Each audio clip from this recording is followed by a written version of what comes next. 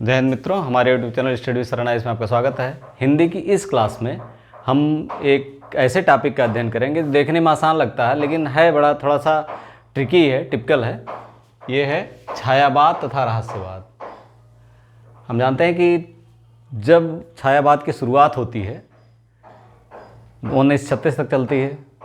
इस छायावाद में सबसे बड़ा जो होता है एक काव्य पर एक आवरण रहता है, सीधा सीधा समझ में नहीं आता है, उसको एक कहते हैं पर्दे में रखा जाता है। जो गूढ़ जो इसका निहितार्थ होता है वो थोड़ा छिपा होता है। उस रहस्यवाद की बात, और एक जो रहस्यवाद होता है मध्यकालीन रहस्यवाद था, उसमें अंतर क्या है, इसके साम्य और वैषम्य के बारे में हम चर्चा करेंगे कि छायावादी रहस्यवाद और रहस्यवाद में क्या अंतर है। इसको अगर हम देखें तो छायावाद में जो रहस्यवाद था वो रहस्यवाद, छायावाद का समय कब होता है 1918 से 1936 का समय। और ये समाज अभी हमारा एकदम जागरूक नहीं हुआ था। समाज अभी आधुनिक काल आ तो गया था लेकिन अभी उन्नत नहीं था। यानी सामाजिक कुरीतियाँ जो थीं, उन कुरीतियों को अगर कोई हटाना चाहे, समाज को बताना चाहे, तो समाज उनसे लड़ने के लिए, भिड़ने के लिए राजा राम मोहन राय को इतनी समस्याओं का सामना करना पड़ा। उनकी माँ तक, उनके सती प्रथा के विरोध में उनकी माँ तक उनसे नाराज़ हो गई, अलग रहने लगी। तो इस तरह की बहुत सारी चीज़ें तो समाज जो है एक्सेप्ट नहीं करता था, स्वीकृत नहीं करता था। तो कवियों को क्या करना पड़ा कि उनको कुरीति दूर भी करनी थी और उसको लोगों के सामने सीधे लाने के बजाय थोड़ा सा कहते नहीं कान घुमा के पकड़ो, तो कान घुमा के पकड़ना था। तो दोनों चीज़ें करने के लिए छायावाद पर थोड़ा सा रहस्य का आवरण चढ़ाना पड़ा। अगर हम इसको दो भागों में बांट दें, एक तरफ रहस्यवाद लिख दें, रहस्यवाद, और दूसरी तरफ छायावाद। छायावाद का, रहस्यवाद की ही चर्चा करेंगे हम। और लाइन खींच दें बीच में, ये ऐसे। तो ये इसकी बात, अगर इस रहस्यवाद की बात करें तो ये अज्ञात सत्ता के प्रति लगाव था। अज्ञात सत्ता के प्रति आकर्षण था। ये पारलौकिक या पारलौकिक सत्ता,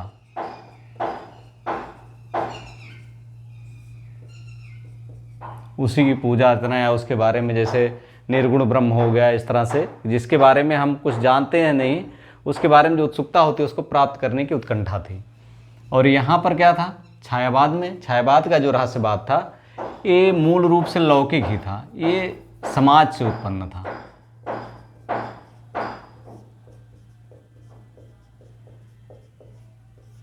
समाज से उत्पन्न रहस्यवाद था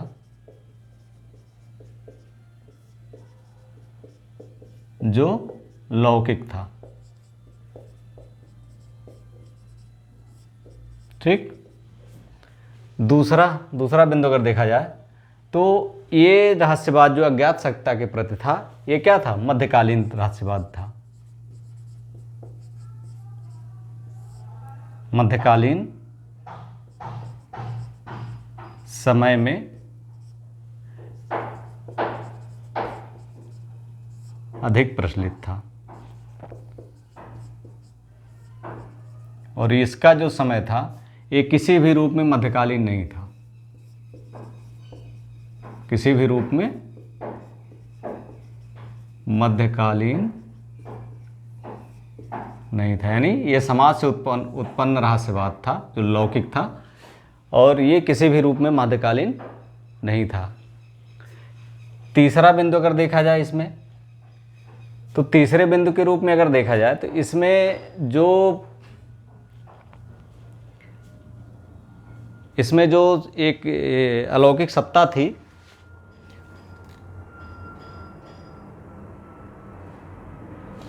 जो अलौकिक सत्ता थी उसके लगाव के कारण, अलौकिक सत्ता के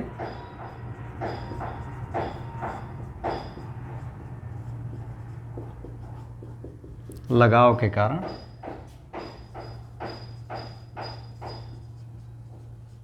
उत्पन्न हुआ था। और ये कैसे उत्पन्न हुआ था, ये हमने जैसे बताया कि समाज समाज में व्याप्त कुरीतियों को दूर करने के प्रयास को सामाजिक स्वीकृति नहीं मिली, ना मिलने के कारण था। सामाजिक स्वीकृति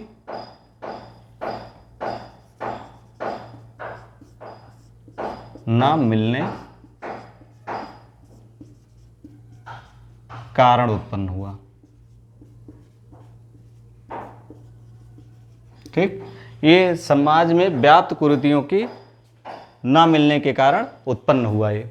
ठीक, जैसे समाज में जो कुरीतियाँ व्याप्त थी उनको स्वीकृति मिल नहीं रही थी, तो काव्य में चूंकि उनको दूर करने का प्रयास पूरे मन से कवि कर रहा था, तो इस वजह से हुआ। और चौथा बिंदु अगर हम देखा जाए तो इसमें अगर उदाहरण दिया जाए तो कबीर का क्या है? हठयोग, कुंडलनी जागरण,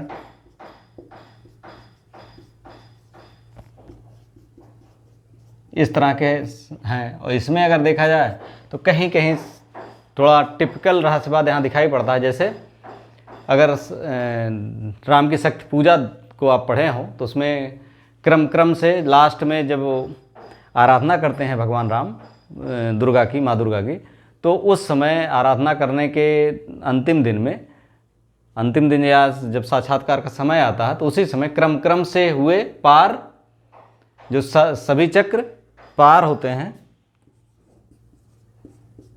क्रम से हुए पार, एक जैसे जो चक्र होता कुंडलनी का, क्रम से हुए पार राघव के पंचदिवस, राघव के पंचदिवस। और दूसरी लाइन है क्रम से हुए पार राघव के पंचदिवस, और चढ़ा चक्र से चक्र चढ़ता गया ऊर्ध्व निर्लस, चढ़ा चक्र पे चक्र चढ़ता गया ऊर्ध्व निर्लस। तो यहाँ पर कहीं कहीं दिखता है, लेकिन बहुत रेयर है।